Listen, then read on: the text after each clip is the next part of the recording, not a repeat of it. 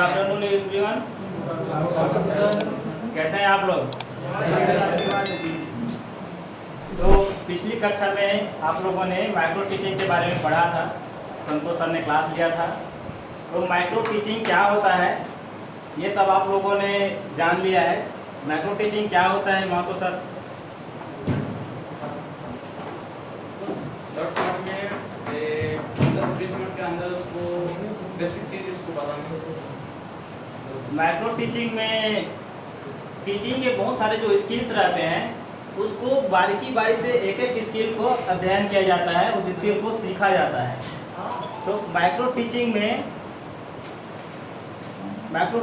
का main purpose क्या होता है? What is teaching? किसी को पता है टीचिंग क्या होता है? What is learning? लर्निंग क्या होता है? बोल के, सुन के, देख के, जिससे सीखें। क्या है वो? सीखने का तरीका है।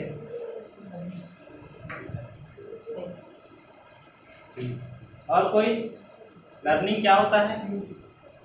अजय सर आप बताइए, लर्निंग क्या होता है? किसी भी चीज को सीखना ही लर्निंग कह सकते हैं, किसी भी तरीके से सीखना। खाली सीखना नहीं कह सकते ना, बताइए, आप बताइए।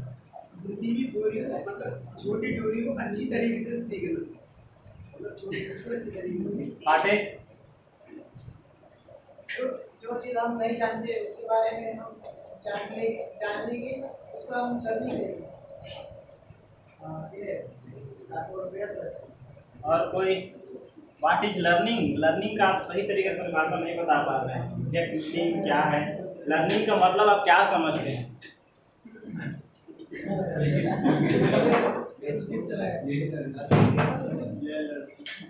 लर्निंग बेसिकली क्या होता है? देखिए, यदि कोई टीचर या किसी से इन्फ्लुएंस हो करके या समाज के किसी घटना से इन्फ्लुएंस हो करके स्टूडेंट सीखता है या टीचर कोई भी पर्सन यदि सीखता है तो जरूरी नहीं वो टीचर से ही सीखे, वो आसपास के माहौल से भी सीखता है। तो एक छोटा बच्चा रहता है, क्या उसको टीचर से सीखते हैं क्या? जो छोटा बच्चा रहता है तो कभी स्कूल नहीं गया हो, कैसे सीखते हैं? वो देख के सीखते हैं, सुन के सीखते हैं, करके सीखते हैं, माहौल से भी सीखते हैं। तो लर्निंग का कोई पर्टिकुलर डेफिनेशन तो नहीं है, लेकिन यह कहा जा सकता है कि किसी को देख के या करके या सुन के यदि उसके बिहेवियर में परिवर्तन होता है तब उसे बोलेंगे लर्निंग। व्यवहार में परिवर्तन होना बहुत जरूरी है। जब तक व्यवहार में परिवर्तन नहीं होगा आप उसको लर्निंग नहीं बोल सकते। तो लर्निंग का मतलब आप समझ गए, व्हाट इज लर्निंग। आप लोग इंस्ट्रक्टर बनेंगे तो आपके सामने जो ट्रेनिंग रहेगा वो तो लर्नर के रूप में ही रहेगा। क्यों? क्योंकि वो सीखने आया है। तो आप कैसे करेंगे? उसको रट्टा मरवा देंगे तो क्या वो लर्निंग हो जाएगा? नहीं। जब तक उसके व्यवहार में परिवर्तन करने के लायक कोई आप ऐसा काम नहीं करेंगे तब तक उसकी लर्निंग नहीं मानी जा सकती। तो उसके व्यवहार में परिवर्तन कैसे किया जाएगा, उसको इन्फ्लुएंस कैसे किया जा सकता है, वो संभव हो सकता है एक अच्छे टीचिंग कॉन्सेप्ट से, एक अच्छे ऑब्जेक्टिव से। टीचिंग का कोई एक ऑब्जेक्टिव होता है, बिना ऑब्जेक्टिव पे टीचिंग नहीं हो पाता है। ऑब्जेक्टिव का मतलब समझते हैं आप? उद्देश्य होता है कोई भी काम का, या जैसे कि हम लोग यहाँ टीचिंग का ही प्रैक्टिस कर रहे हैं तो किसी भी क्लास का एक निश्चित ऑब्जेक्टिव होता है। बिना ऑब्जेक्टिव के क्लास नहीं हो पाएगा, ना तो आप टीचर बन पाएंगे ना इंस्ट्रक्टर बन पाएंगे। तो ऑब्जेक्टिव का होना बहुत जरूरी है। जैसे कि हम यहाँ क्लास ले रहे हैं ब्लूम्स टैक्सोनॉमी टॉपिक का, तो इसका कोई ना कोई एक निश्चित टॉपिक होगा। आप कभी न कभी ट्रांसफार्मर का क्लास लेंगे या कोई पर्टिकुलर टॉपिक का क्लास लेंगे तो उस टॉपिक को सिखाने का कोई उद्देश्य रहेगा कि मेरे इस टॉपिक से हमारे जो लर्नर्स हैं, हमारे जो ट्रेनिंग्स हैं, उनको कुछ न कुछ सीखने को मिले। तो ये जो ऑब्जेक्टिव्स रहते हैं उसको अलग अलग क्लासिफाई किया गया है, किस हिसाब से? उसके लेवल के हिसाब से। कैसे इसको शुरू इंट्रोडक्शन दिखाना है, फिर उसको लेवल वाइज कैसे ऊपर तक लेके जाना है। तो लर्निंग ऑब्जेक्टिव्स को फुलफिल करने के उद्देश्य से ही उसका क्लासिफिकेशन किया जाता है। और इसको क्लासिफिकेशन करने के लिए कुछ साइकोलॉजिस्ट वैज्ञानिक थे, तो ये जो टीचिंग स्किल्स है उसी के ऊपर डिपेंड करता है कि आप सामने वालों को कैसा इन्फ्लुएंस कर सकते हैं। तो आपके पास जितने ज़्यादा स्किल रहेगी सामने वाले को इन्फ्लुएंस कर पाएंगे। तो माइक्रो टीचिंग है वो जरिया है जिसके जरिए से आप ज़्यादा से ज़्यादा प्रैक्टिस करेंगे कि आपकी टीचिंग स्किल को इम्प्रूवमेंट किया जा सके। तो टीचिंग के जो बहुत सारे स्किल्स हैं उसमें एक एक स्किल का प्रैक्टिस करना ही माइक्रो टीचिंग कहलाता है। तो माइक्रो टीचिंग के बाद या माइक्रो टीचिंग का प्रैक्टिस करने के बाद सबसे पहले लर्निंग ऑब्जेक्टिव आपको कैसे निर्धारित करना है, इस निर्धारित करने के उद्देश्य से आपको कैसे चयन किया जा सके, इसके लिए ब्लूम्स टेक्सोनॉमी एक पर्टिकुलर टॉपिक है, उसके बारे में आपको जानकारी होना बहुत जरूरी है। ब्लूम्स टेक्सोनॉमी उसके बारे में जब आप जानेंगे तब एक ऑब्जेक्टिव निर्धारित कर पाएंगे कि एक आपको ऑब्जेक्टिव कैसे तरह से बनाना है। किसके लिए बनाना होता है ऑब्जेक्टिव? इसको ध्यान में रखकर बनाया जाता है लर्नर्स को, ट्रेनीज को, जो प्रशिक्षार्थी रहते हैं उनको ध्यान में रख के बनाया जाता है। तो सबसे पहले आप स्टार्ट करते हैं ब्लूम्स टेक्सोनॉमी क्या होता है। इसमें शब्द आया है ब्लूम्स। बेंजामिन ब्लूम्स एक वैज्ञानिक का नाम थे जो अमेरिकी साइकोलॉजिस्ट थे। और एक शब्द होता है टेक्सोनॉमी। टेक्सोनॉमी का मतलब होता है क्लासिफिकेशन या फिर उसको बोलते हैं हिंदी में वर्गीकरण। तो बेंजामिन ब्लूम एक अमेरिकी साइकोलॉजिस्ट थे। इन्होंने 1956 में अपने कुछ शागिर्दों या कुछ सहयोगियों की मदद से लर्निंग ऑब्जेक्टिव को अचीव करने के उद्देश्य से उनके लेवल के हिसाब से कुछ कैटेगराइज किया गया था, उसी को बोलते हैं ब्लूम्स टेक्सोनॉमी के नाम से जाना जाता है। तो यहाँ पर ध्यान देने वाली बात है, टेक्सोनॉमी का मतलब क्या होता है। टेक्सोनॉमी को बोलते हैं क्लासिफिकेशन या वर्गीकरण, और बेंजामिन ब्लूम ने इसको दिया था 1956 में। ये ओरिजिनल टेक्सोनॉमी है।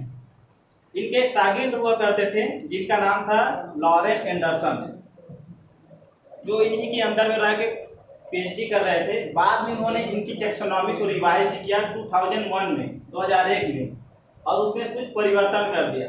तो पहले हम देखेंगे ओरिजिनल टेक्सोनॉमी क्या था, फिर देखेंगे कि रिवाइज्ड टेक्सोनॉमी जो आया वो क्या था। तो क्लासिफिकेशन किस आधार पर किया जाता है देख लेते हैं। Taxonomy of educational objectives. तो टेक्सोनॉमी ऑफ एजुकेशनल ऑब्जेक्टिव मतलब शैक्षिक उद्देश्यों का वर्गीकरण।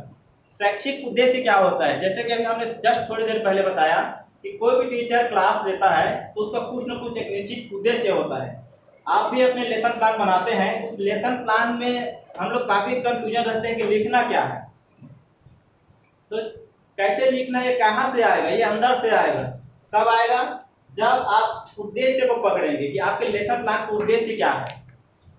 आप उसको उद्देश्य को पकड़ेंगे तभी आपको उसका वर्गीकरण कर पाएंगे, उसमें जोड़ सकते हैं, घटा सकते हैं, क्या कंटेंट डालने से हमारे जो लर्नर्स हैं उनको बेनिफिट हो सकता है। तो कहाँ से आएगा वो? जब तक आपका उद्देश्य रहेगा। जब तक उद्देश्य नहीं आ जाता है उसका आना मुश्किल है। उद्देश्य का रहना बहुत जरूरी है। तो Bloom's give a set of 3 hierarchical models which are used to classify educational learning objective. Educational learning objective को ब्लूम्स ने हायरार्की मॉडल के रूप में क्लासिफाई किया है। हायरार्की कहने का मतलब होता है पद अनुक्रम बोलते हैं। हायरार्की का मतलब आप लोग समझते हैं? हायरार्की का कहने का मतलब है कि हायरार्की का मतलब है जैसे कि आपके परिवार में जो सबसे बड़ा मेंबर होगा, कौन रहता है जनरली आपके परिवार में सबसे बड़ा मेंबर? दादाजी, फिर उनके पुत्र आपके पिताजी। फिर ये जो क्रम बनते आ रहा है ना, पहले दादाजी, फिर पिताजी, फिर आप हो सकते हैं। तो ये जो क्रम है इसी को बोलते हैं हायरार्की। तो इन्होंने जो क्लासिफिकेशन किया है वो भी यही हायरार्की के आधार पर है। लेवल वाइज लेवल ऊपर गया है। हाँ, उसको वंश अनुगत बोलते हैं, वो उदाहरण था, लेकिन ये वंश नहीं है। कहने का मतलब है इसके क्रम को आप समझे, सबसे पहले दादा आए होंगे, फिर आपके पिता आए होंगे, ऐसा है। तो लेवल वाइज वो चलेगा।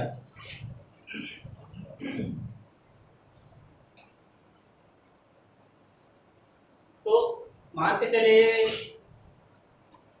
टीचर का कोई निश्चित उद्देश्य रहता है। यहाँ पर हम एक उदाहरण के रूप में रहते हैं कि हम यहाँ आए हैं, हमको पढ़ाना है, वर्ब क्या है, एडजेक्टिव क्या है, तो उसका कुछ निश्चित उद्देश्य होगा। जैसे कि एडजेक्टिव पढ़ाने से पहले टीचर का उद्देश्य हो सकता है कि मेरे क्लास लेने के बाद में छात्र इस एडजेक्टिव को हिंदी में क्या बोलते हैं, विशेषण, विशेषण की परिभाषा दे सकेंगे। उनको उद्देश्य होगा तभी तो पढ़ा रहे हैं ना। एडजेक्टिव को डिफाइन कर पाएंगे, एडजेक्टिव का एग्जाम्पल दे पाएंगे, या फिर उसका वाक्य में प्रयोग कर सकते हैं। यही किसी उद्देश्य को लेकर के यदि कोई टीचर आपको एडजेक्टिव पढ़ा रहा है तो उद्देश्य होना चाहिए। यदि उनको उद्देश्य नहीं होगा तो नॉर्मली वो आएंगे, क्लास लेके निकल जाएंगे और आप उसका डेफिनेशन भी नहीं कर पा रहे हैं, उसका वाक्य प्रयोग भी नहीं कर पा रहे हैं, तो सक्सेसफुल हो पाएगा क्या क्लास? वो क्लास नहीं है, ना ही वो टीचिंग के अंतर्गत आएगा। तो एक पर्टिकुलर उद्देश्य होना बहुत जरूरी है।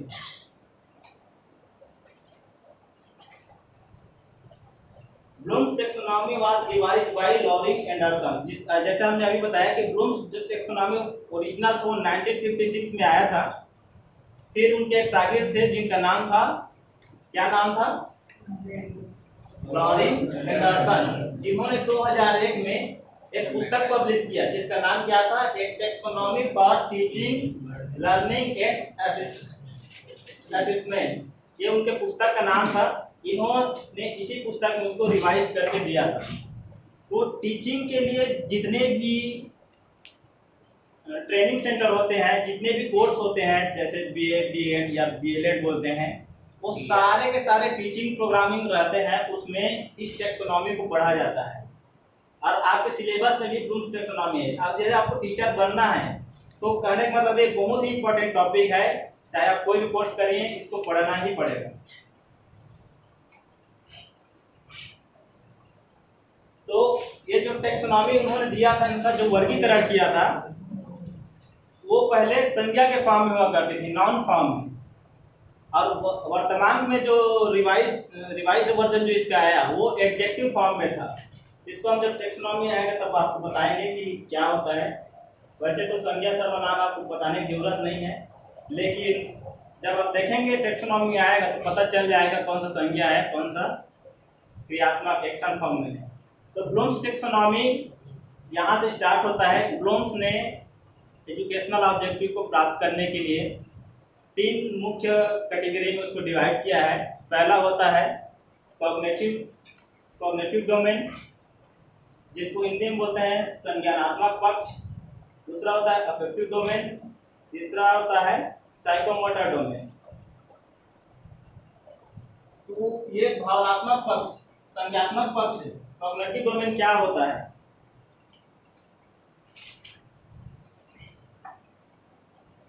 कॉग्निटिव डोमेन बेसिकली आपके इंटेलेक्चुअल स्किल पर डिपेंड करता है, या उसके अभी ये इंटेलेक्चुअल क्या होता है इसे पता है?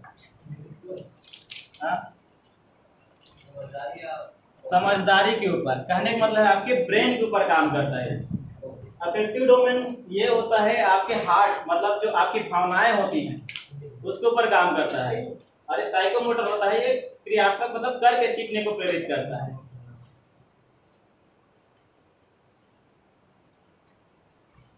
कोई भी क्लास अफेक्टिव तब होता है जब इन्फ्लुएंस करने के 3 तरीके हैं, मतलब उनको 3 तरीके से क्लासिफाई किया जा सकता है।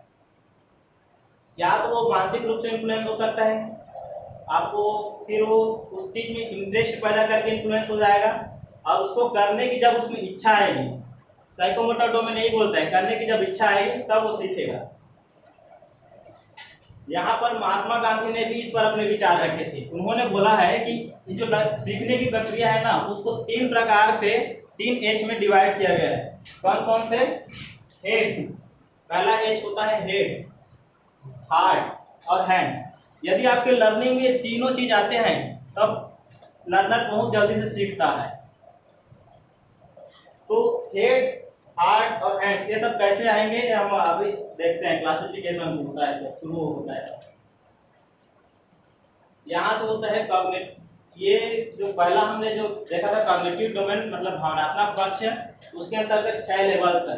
तो कौन कौन से लेवल होते हैं? जनरली यहाँ से क्वेश्चन तो आना तय ही है, लेकिन सबसे पहला इसका लेवल कौन सा आएगा? नॉलेज। सबसे पहला लेवल कौन सा आएगा? जैसे हमने बोला ना हिरार्की का मतलब क्या होता है? जो सबसे बड़ा रहता है वही सबसे पहले आया होगा। सबसे बड़ा इसमें कौन सा दिख रहा है? नॉलेज दिख रहा है। दिख रहा है नॉलेज? नहीं दिख रहा है क्या? दिख रहा है। नहीं दिख रहा है पीछे वाला को दिख रहा है। नॉलेज क्या होता है? ये लेवल का मतलब क्या है? नॉलेज में बेसिकली वो चीज आते हैं जिसमें केवल रट्टा मार वाला होता है।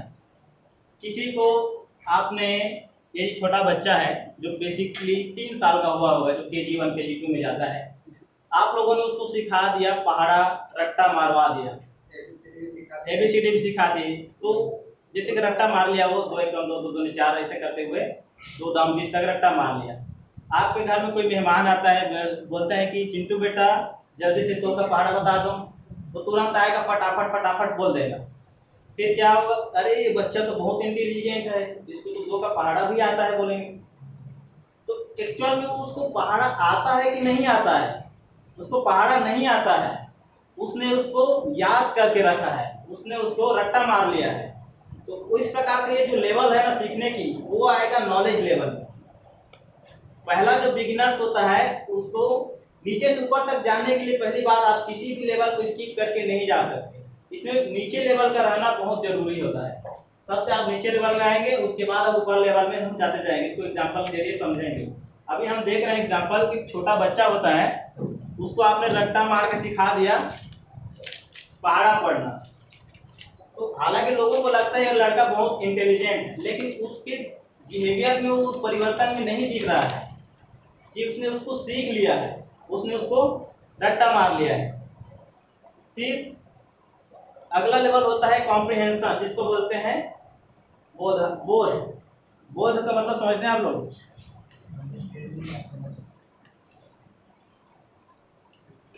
यदि वही बच्चा ये समझ जाए कि 2 2 4 या 2 3 6 कैसे हुआ है, तब वो उसका लेवल क्या होगा?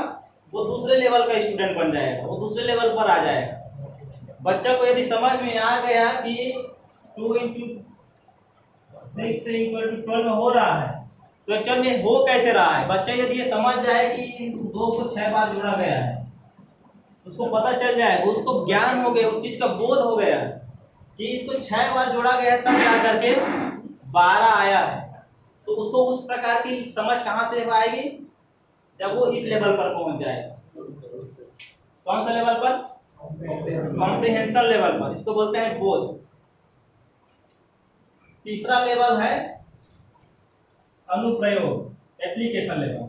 एप्लीकेशन लेवल का मतलब क्या है? यदि कोई बच्चा केवल 2 लेवल का उपयोग कर रहा है, तो इसका मतलब आप देखिए, यहाँ पर हमको डिसाइड करना है इसके लिए लर्निंग ऑब्जेक्टिव क्या बनाना है। बच्चा का यहाँ से ही डिसाइड होगा कि लर्निंग ऑब्जेक्टिव कैसे इसके लिए तैयार करना है टीचर का। उसका लेवल क्या है? लेवल जांचने का एक पैमाना है ये। अब किसी नॉलेज का यदि बच्चा उपयोग कर पा रहा है, तब वो कहलाएगा कौन से लेवल का स्टूडेंट कहलाएगा? Application level. अब उसी उदाहरण का हम और आगे क्रम में लेते हैं कि उसी बच्चे को जो मेहमान आए थे, उन्होंने दे दिया 100 रुपया, पैसा दे दिया, बोले कि जाओ 20 रुपये का 3 अच्छा वाला चॉकलेट खा लेना। तो क्या करेगा?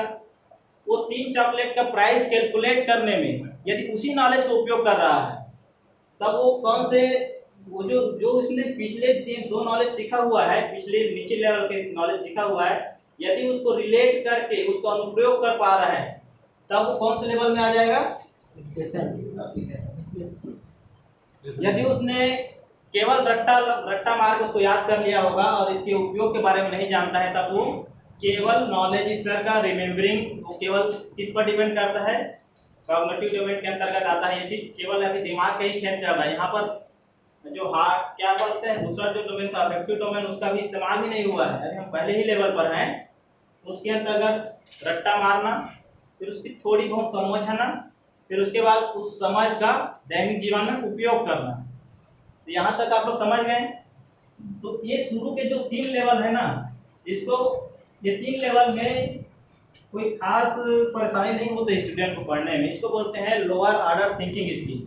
ये 3 लेवल तक पहुंचने के लिए छात्रों को लोअर ऑर्डर थिंकिंग स्किल की ही जरूरत पड़ती है। लेकिन ऊपर के जो ये 3 लेवल हैं इसको बोलते हैं हायर ऑर्डर थिंकिंग स्किल।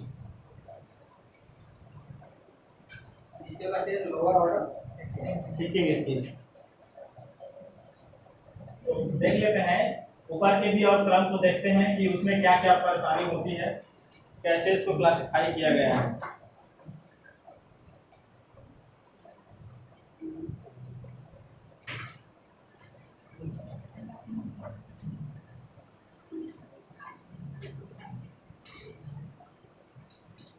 तो देखिए, ओरिजिनल टेक्सोनॉमी हम लोग ये वाला पढ़ रहे थे अभी, जिसमें से 3 लेवल हो चुका है।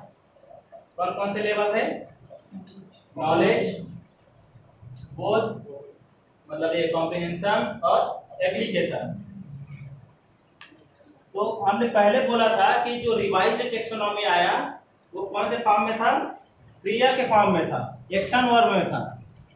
तो देखिए यहाँ पर ज्ञान है ना, वो नाउन के फॉर्म में है, और इसी को जब एक्शन वर्ब के फॉर्म में किया जाए तो उसको बोलते हैं रिमेम्बरिंग, मतलब याद रखना। पहले ये ज्ञान के फॉर्म में है, मतलब नाउन के फॉर्म में है ज्ञान। अच्छा, ये क्रिया और संज्ञा में अंदर आपको पता है क्या क्या होता है? किसी वस्तु के स्थान और उसके बोध होता है और संज्ञा है। ठीक है, आप फिर वही वाली बात नहीं कर होना चाहिए। यहाँ पर नॉलेज है लेकिन उसका बोध भी है। आपको वही छोटे बच्चे वाला उदाहरण देना पड़ेगा। आपको 2 का रट्टा मार के पहाड़ा तो पढ़ लिए, लेकिन उसका बोध है आपको? What is noun? हमने अभी उदाहरण के रूप में छोटे बच्चे के लिया, लेकिन ये सबके साथ होता है। अभी आप लोग यहाँ तक नहीं पहुंचे हैं।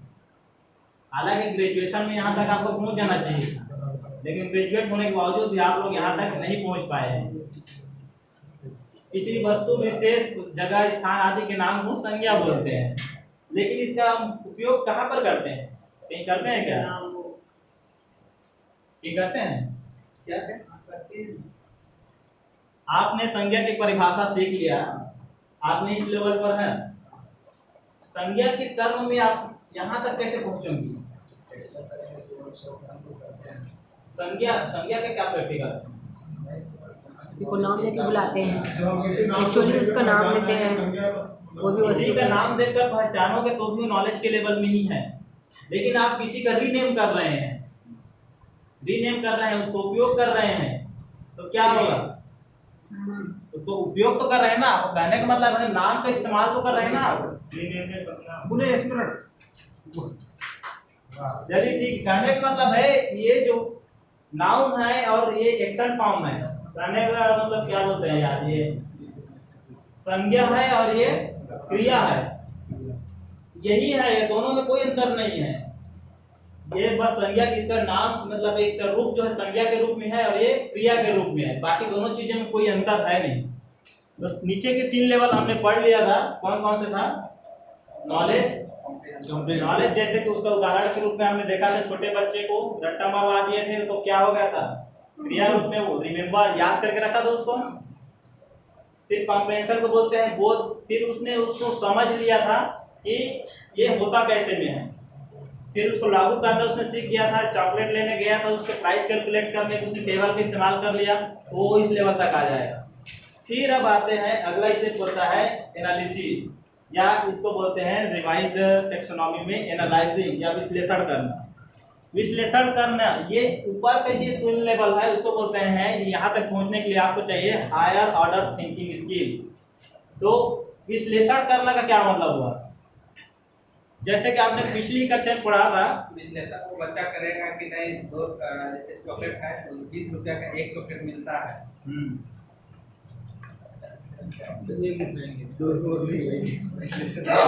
और मिल सकता है, मेरे पास इतना पैसा बचा है। जब बच्चा या ट्रेनी या लर्नर किसी पर्टिकुलर टॉपिक को अलग अलग टुकड़ों में तोड़ करके सीखना चाहता है, अलग अलग टुकड़ों में तोड़ करके सीखता है, तब उसको बोलते हैं एनालाइजिंग। अलग अलग टुकड़ों में तोड़ करके सीखते हैं। जैसे कि आपका टॉपिक है माइक्रो टीचिंग, माइक्रो टीचिंग के कितने भाग होते हैं? हर एक पार्ट का विजिट करते हैं। हाँ? हर एक पार्ट का विजिट करते हैं। हर एक पार्ट का माइक्रो टीचिंग को कोई एक पर्टिकुलर एक ही बार में नहीं पढ़ता, उसमें अलग अलग टीचिंग, बहुत सारे टीचिंग स्किल्स हैं, तो उस स्किल को पर्टिकुलर अलग अलग टॉपिक में तोड़ करके सीखना, उसको एनालाइज करना कि हमें किस स्किल की अभी जरूरत है, किस स्किल में हमारा जो कमजोर है, कौन सा स्किल हमारा स्ट्रांग है, जो इस फील्ड उस पर स्ट्रांग रहेगा उस पर वो प्रैक्टिस नहीं करेगा। तो कैसे पता चलेगा उसको? एनालाइज करके, वो अपने आप में ही एनालाइज करेगा, विश्लेषण करेगा कि हमें अभी किस चीज की जरूरत है, वो प्रायोरिटी सेट करने लगेगा। तो यदि लर्नर इस प्रकार का प्रायोरिटी सेट कर रहा है तो किस लेवल को का छात्र कहलाएगा? वो विश्लेषण। अब इवैल्यूएशन, इवैल्यूएशन में इसके बाद देखिए, इवैल्यूएशन का मतलब क्या होता है? मूल्यांकन। मूल्यांकन का मतलब समझते हैं आप लोग? क्या होता है? जांच करना। कैसे जांच करेंगे? जैसे कि कोई चीज पढ़ा है, पढ़ने के बाद में उसको समझ में भी आ गया, लेकिन उसने गलतियां कहाँ की, क्या किया है, सही है नहीं है, उसका क्वेश्चन करके कितना सीखा है, कितना जाना है, या किसका कीमत कितना है। यदि छात्र जो है अपने ही कथनों का मतलब उसने एनालिसिस तो कर लिया, उसने कुछ थ्योरी के ऊपर पढ़ाई कर ली, कुछ सामाजिक घटना के ऊपर पढ़ाई कर ली, करंट अफेयर के बारे में पढ़ाई कर ली। अब यदि उस घटनाक्रम के पीछे का रीजन यदि वो दे पा रहा है, क्या कर रहा है? मूल्यांकन कर रहा है कि ये घटना घटी तो घटी कैसे, उसका रीजन वो फाइंड आउट कर पा रहा है, या तो फिर वो अपने व्यू को, जैसे कि व्यू क्या होता है, अपने व्यू को वो डिफेंड कर पा रहा है कि हाँ हमने इस घटना के बारे में पता है, हमारा नजरिया ये है, हम इस पर ये सब तो बोलना चाहते। जैसे आपने लोगों ने ऐसे अभी लिखा है, तो ऐसे में जो लास्ट में जो निष्कर्ष लिखते हैं ना, वही आपका व्यू होगा लाता है। तो आप अपने व्यू को डिफेंड कर पा रहे हैं, तो किस लेवल पे आएगा? इवैल्यूएशन लेवल पर। इसको समझे आप? इवैल्यूएशन क्या होता है? कोई डिबेट में आप अपने तर्क को मजबूती से रख पा रहे हैं, अपना व्यू दे पा रहे हैं, अपना खुद का नजरिया प्रस्तुत कर पा रहे हैं, तब आपका ये जो लेवल होगा ना, ये इवैल्यूएशन लेवल पर होगा। तो ये इवैल्यूएशन समझ में आया आपको? जो पुराना टेक्सोनॉमी में था ये हाईएस्ट लेवल पर था, लेकिन रिवाइज में वो सेकेंड लास्ट पोजीशन पर आ गया है। फिर आता है लास्ट वाला, एकदम हाईएस्ट लेवल पर आता है क्रिएटिंग, या बनाना या सृजन करना। यहाँ तक पहुँचने के लिए आपको बहुत ही ज़्यादा थिंकिंग स्किल की जरूरत होती है। जैसे आपको किसी नए गाना की रचना करना होगा, कुछ नया बनाना होगा, कुछ नया फार्मूला डिराइव करना होगा, कुछ नए एक्सपेरिमेंट करने होंगे जो अभी तक किसी ने नहीं किया होगा, तो आपको इसके लिए बहुत ज़्यादा थिंकिंग स्किल की जरूरत होगी। यहाँ तक कि आप एक नए कविता की रचना भी करना चाहते हैं जो किसी से जुड़ा ना हो, लेटेस्ट हो, नया हो, जो आज तक कोई ना किया हो, तो उसके लिए आपको क्या चाहिए? आपको पहली बात उस विषय पर पर्टिकुलर पकड़ होनी चाहिए, आपको बहुत ज़्यादा उसके बारे में सोचने की जरूरत है। तो इस प्रकार के ये जो 5 लेवल हैं, इतने अच्छा है, 5 है, 6 लेवल है। तो इस लेवल के बारे में आपको जानकारी हो गई। यहाँ पर देखिए जो पुराना मॉडल था उसमें पुराना इसका जो क्लासिफिकेशन था, इसमें जो 5वां पोजीशन था वो इसके 6ठे पोजीशन पर आ गया, और ये जो 6ठा पोजीशन था वो इसके 5वें पोजीशन पर आ गया। इसमें एग्जाम में क्वेश्चन कैसे आते हैं? इसमें पूछ देगा कि लोअर ऑर्डर थिंकिंग स्किल इनमें से कौन सा नहीं है, जहाँ पर 4 ऑप्शन रहेंगे 3 को निकाल देगा। तो यहाँ पर नीचे का जो 3 लेवल है वो लोअर ऑर्डर थिंकिंग स्किल के अंतर्गत आता है, और ऊपर का जो 3 लेवल है वो हायर ऑर्डर थिंकिंग स्किल में आता है। इसके लिए आपको ज़्यादा सोचने की जरूरत है इस लेवल के स्टूडेंट। तो आपको समझ में आया ये? यहाँ पर जैसे कि कॉलेज के छात्र को प्रश्न कैसे कैसे किया जाता है,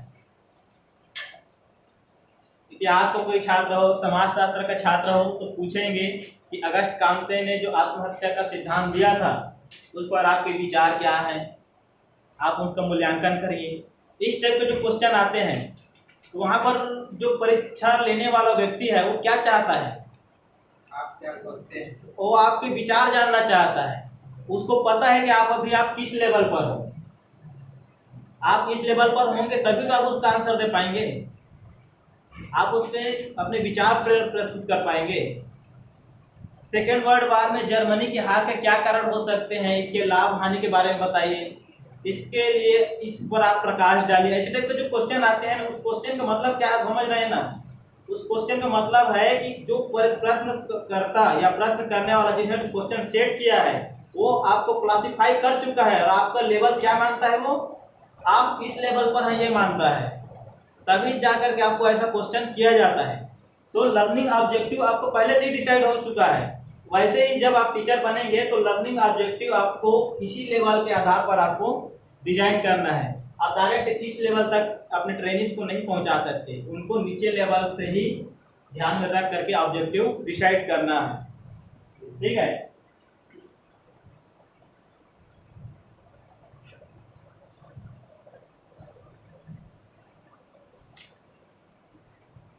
तो यहाँ पर ये जो हॉट्स जैसे बोला ना हायर ऑर्डर थिंकिंग स्किल, तो ऊपर के जो 3 लेवल हैं उसको बोलते हैं हायर ऑर्डर थिंकिंग स्किल। जो 6 लेवल है उसमें क्या रहता है, रिवाइज्ड टैक्सोनॉमी में क्या रहता है, क्या रहता है 6 लेवल में नॉलेज 6 लेवल थिंकिंग, क्रिएटिंग, नया बनाने में आपको बहुत ज्यादा सोचने की जरूरत है। तो सबसे ऊपर 6 लेवल ये बनाया ना हायरार्की, हायरार्की में पहला कौन सा आएगा, जो ऊपर है वो पहला थोड़ी ना रहेगा, तो सबसे नीचे वो पहला रहेगा। हायरार्की का मतलब इसीलिए हमने शुरू से एक एक टर्मिनोलॉजी को बताते हुए चला है। हाँ सर, पुराना वाला भी पूछता है, नया दोनों पूछता है क्या अलग अलग? दोनों में पूछेगा। अच्छा, इसमें दोनों प्रकार के पूछेगा, लेकिन वहां पर लिखा नहीं रहेगा कि रिवाइज्ड टैक्सोनॉमी है या ओरिजिनल टैक्सोनॉमी है। तो आप कैसे पकड़ेंगे कि रिवाइज्ड है या ओरिजिनल टैक्सोनॉमी का क्वेश्चन है। रेगुलेशन और ये आपको देखना पड़ेगा एक्शन फॉर्म में कौन है, नाउन फॉर्म में कौन है। नाउन इधर वाला जो क्रम था वो नाउन फॉर्म में था, एक बार फिर आपको बताते हैं, आपको नाउन पहचानना आना चाहिए। ये वाला जो क्रम है ये नाउन फॉर्म में है और ये वाला जो क्रम है ये वर्ब है, एक्चुअल में एक्शन वर्ड है। इसी को एक्शन वर्ड है ना, ये क्रिया हुआ ना। नॉलेज कैसे मिला, रट्टा मार के, रिमेम्बरिंग, तो उसी का वो एक्शन फॉर्म है ये। तो जहां पर भी क्वेश्चन आएगा वो लिखा नहीं रहेगा कि रिवाइज्ड है या फिर लिखा रहेगा ओरिजिनल टैक्सोनॉमी है। आपको ये जो एक्शन वर्ड या नाउन को शब्दावली को पकड़ के ही पता लगाना है कौन सा है।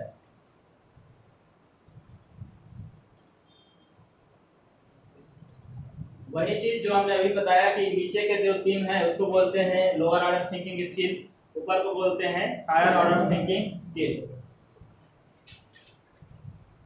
अब इसको पकड़ेंगे कैसे, क्वेश्चन में एक और तरीका होता है, शब्दावली से पकड़ना पड़ेगा आपको।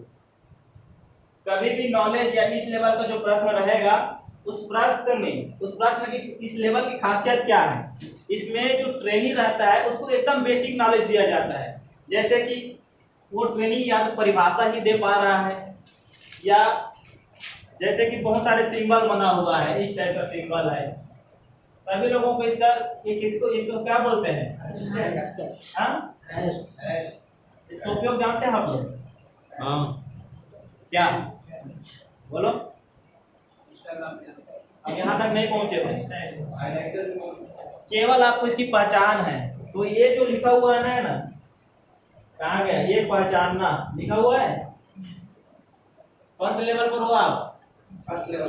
नॉलेज, केवल आपको पहचान है, लेकिन उसका ना तो बोध है और ना ही आप उसका बाकी ऊपर लेवल तक तो पहुंचे ही नहीं है। डॉलर का चिन्ह रहता है ना इस टाइप का, इधर आता है,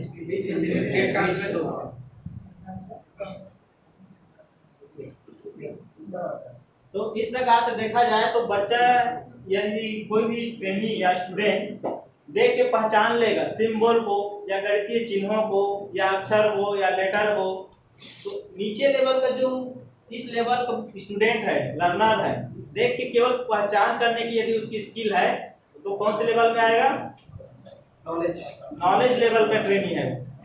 तो देखिए उसमें प्रश्न में दिया रहेगा कौन से इस टाइप का टर्म रहेगा हिंदी या इंग्लिश में, वहां पर क्वेश्चन पढ़ने से आपको समझ में आ जाएगा। यदि वह केवल पहचान कर पा रहा है, यदि वह केवल परिभाषा दे पा रहा है, ऐसे टाइप के प्रश्न पूछेगा, तो यदि वह केवल कथन दे पा रहा है तो किस लेवल में आएगा? नॉलेज लेवल, ये नॉलेज लेवल में आएगा। ऐसे ही क्वेश्चन आते हैं, ठीक है। यदि वो व्याख्या कर पा रहा है, उसकी उदाहरण प्रस्तुत कर पा रहा है, संकेत करना, ये जो दिखा है ना, वर्गीकरण कर पा रहा है, तो किस लेवल में आएगा? तो आप ये जितने भी टर्मिनोलॉजी है आप इसके शॉर्ट करिए, इसको लिख लीजिए, यहाँ से क्वेश्चन आएगा। और जैसा कि सुनने में आ रही बात भारत स्किल से नहीं आ रहा है तो फिर फंस जाओगे आप। यहाँ से 3 क्वेश्चन आना तय है, फोटो खींच लीजिए। पीओटी से आया है, बोल रहे हैं। पीओटी से आया, पीओटी से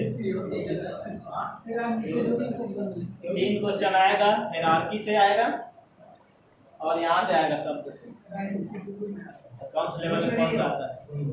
इंग्लिश में व्हाट्सएप कर दूंगा ग्रुप में, इंग्लिश वर्जन। समय पर तो नहीं बना पाए। कहाँ से पता चला कि क्वेश्चन नहीं आ रहा है? अभी बैक पेपर चल। तो अभी तक हमने देखा है कि ब्लूम्स टैक्सोनॉमी क्या होता है, ऑब्जेक्टिव लर्निंग ऑब्जेक्टिव को क्या होता है, लर्निंग ऑब्जेक्टिव अचीव करने के लिए ब्लूम्स और उसके शागिर्दों ने शैक्षणिक उद्देश्य की प्राप्ति के लिए कुछ क्लासिफिकेशन किया हुआ है। क्लासिफिकेशन 3 डोमेन को ध्यान में रखकर किया गया है। कौन कौन से डोमेन है? कॉग्निटिव डोमेन, जिसको बोलते हैं भावनात्मक पक्ष। दूसरा होता है अफेक्टिव डोमेन, जिसको बोलते हैं सॉरी, पहला होता है कॉग्निटिव डोमेन, जिसको बोलते हैं संज्ञानात्मक पक्ष। दूसरा होता है अफेक्टिव डोमेन, जिसको बोलते हैं भावनात्मक पक्ष। और तीसरा होता है साइकोमोटर डोमेन, मनोप्रेरणा, उसको बोलते हैं मनोप्रेरणा, या इसी को बोलते हैं कोनेटिव डोमेन, इसका पुराना नाम है। कभी कभी एग्जाम में यही शब्दावली इस्तेमाल किया जाता है, कोनेटिव लिखा रहता है। तो कॉग्निटिव और कोनेटिव में आपको कंफ्यूजन नहीं होना है। तो ये अफेक्टिव क्या होता है, कॉग्निटिव डोमेन है, इसको हमने लगभग कंप्लीट कर लिया है। एक उदाहरण आप लोगों को मैं बताना चाहता हूँ। यहाँ पर कंप्यूटर में आप लोगों ने देखे हैं, शुरू में जो टाइपिंग करते हैं उनको लेटर ढूंढने में बहुत परेशानी होती है। ए इधर है, जेड कहीं और होगा, एक्स कहीं और होगा, बी कहीं और होगा, रहता है, क्रम में नहीं रहता है। लेकिन जब आप उसको प्रैक्टिस करते, बार बार प्रैक्टिस करते हैं, तब आप बिना देखे भी नीचे भी नहीं देखते हैं, ऐसे करके पूरा टाइप कर लेते हैं। तो ऐसा कैसे संभव हो पाता है? प्रैक्टिस, अभ्यास। पहला नॉलेज, इसका ये जो बताता है ना साइकोमोटर डोमेन, वो यही बताता है। क्रियात्मक पक्ष, लर्निंग कैसे होती है, पहले उन्होंने लर्निंग कैसे किया, टाइपिंग करने की लर्निंग क्या हुआ। पहले उसका था नॉलेज लेवल में, पहले उसमें इसमें गए वो कॉग्निटिव डोमेन, फिर उसमें काम किया, उसी में कौन सा वो सीखना चाहता था उस चीज को, उसमें आया अफेक्टिव डोमेन, फिर साइकोमोटर डोमेन। ये तीनों चीजें जब एक साथ काम करती हैं तब लर्निंग ज्यादा से ज्यादा इफेक्टिव होती है। इन तीनों डोमेन को एक साथ आपको ज्यादा से ज्यादा क्रियाशील करना होगा। बार बार प्रैक्टिस करने से इसकी जो मसल्स रहती हैं उसमें मेमोरी पावर रहती है, उनको पता चल जाता है कहाँ पर एक्स है, कहाँ पर वाई है, कहाँ पर जेड। प्रैक्टिस करने से फिर आप बिना देखे भी टाइप कर सकते हैं। ये उसका बहुत ही अच्छा एग्जाम्पल है। तो अब आप लोग समझ गए होंगे। अब हम आप लोगों को क्वेश्चन करने वाले हैं, ठीक है ना? तैयार हैं आप लोग? जी सर।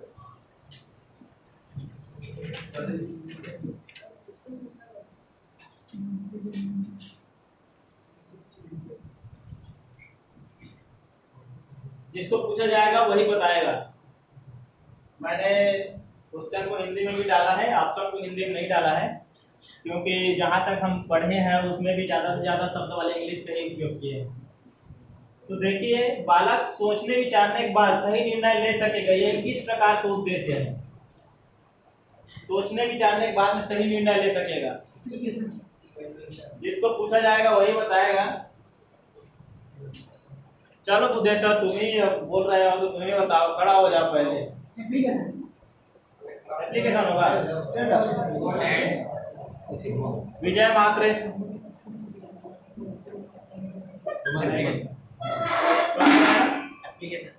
एप्लीकेशन रहेगा, लॉक कर दीजिए एप्लीकेशन। और कोई है जो एप्लीकेशन है बोल रहा है? नहीं देखते हैं आपको आंसर तो ये गलत उत्तर।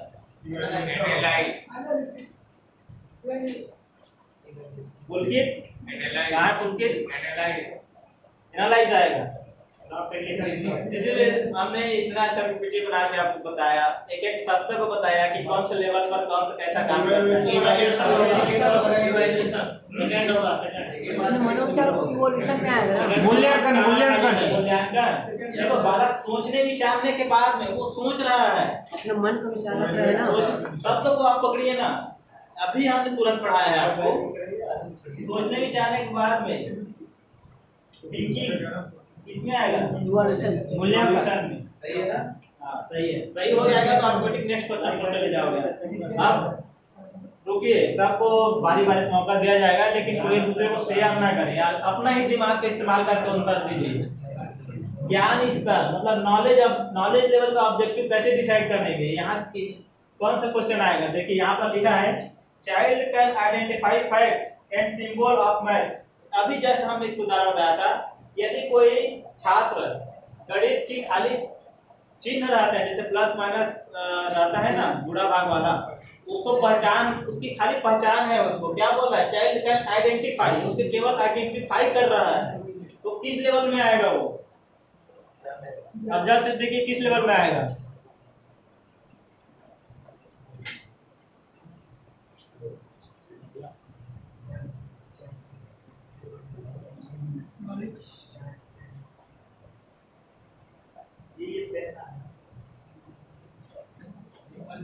अच्छा, ये यहाँ पर लेवल ऑलरेडी दिया हुआ है, लेवल दिया हुआ है, तो यहाँ पर ये समझना है कि वो आइडेंटिफाई कर पा रहा है, पार्टिसिपेट कर पा रहा है, फिर क्या लिखा है उसमें, गलतियां हो रही है, गलती होकर भी इरर है कि नहीं है फाइंड आउट कर पा रहा है, उसमें क्या गलती है ये ढूंढ पा रहा है। तो नॉलेज लेवल इसमें से कौन सा चीज आएगा ये पूछ रहा है प्रश्न। एक तो आइडेंटिफाई कर पा रहा है, उसमें इरर ढूंढ पा रहा है, मतलब क्या त्रुटि है वो भी ढूंढ ले रहा है वो, और तीसरा उसमें पार्टिसिपेट कर पा रहा है। पहला बोल रहे हैं राज सर, आप बताइए।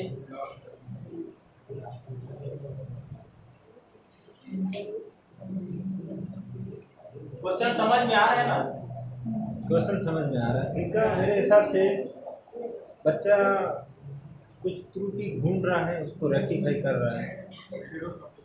यदि आपके हिसाब से रेक्टिफाई वाला कर दिया ना, ये देखिए गलत हो गया। गलत सर। अन्ना आप बताइए।